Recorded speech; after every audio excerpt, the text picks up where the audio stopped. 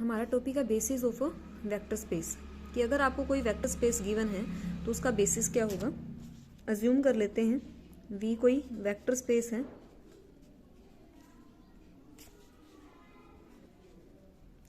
Overfilled F,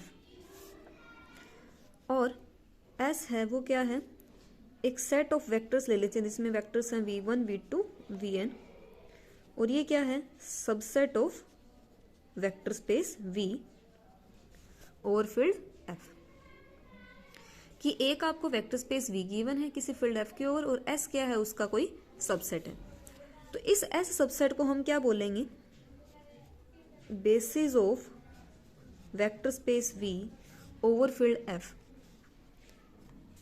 अगर ये set S है वो दो कंडीशन सेटिस्फाई कर देता है। फर्स्ट कंडीशन तो ये कि S है वो क्या करना चाहिए, स्पेन करना चाहिए वेक्टर स्पेस V को।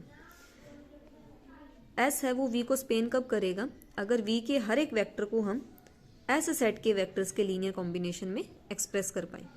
सेकंड, ये जो सेट S है वो क्या होना चाहिए, लीनियरली इंडिपेंडेंट होना चाहिए। लीनियरली इंडिपेंडेंट का मतलब क्या है कि S के वेक्टर्स का लीनियर कॉम्बिनेशन जब कभी भी 0 के इक्वल होगा तब सभी स्केलर्स की जो वैल्यू है वो क्या होनी चाहिए, 0। तो अगर S जो सबसेट लिया था हमने V वेक्टर स्पेस का, अगर वो इन दोनों कंडीशन को सेटिस्फाई कर देता है, मीन V को स्पेन भी करता है और लीनियरली इंडिपेंडेंट भी है, तो इस S सेट को हम क्या कहेंगे, basis of vector space V। और S सेट अगर बेसिस बन जाता है वेक्टर स्पेस V का, तो डायमेंशन ऑफ V है वो क्या होगा, number of elements in basis of V।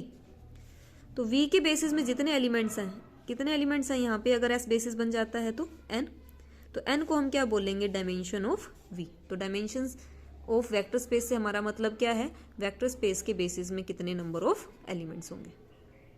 तो ये डेफिनेशन थी बेसिस ऑफ वेक्टर स्पेस की।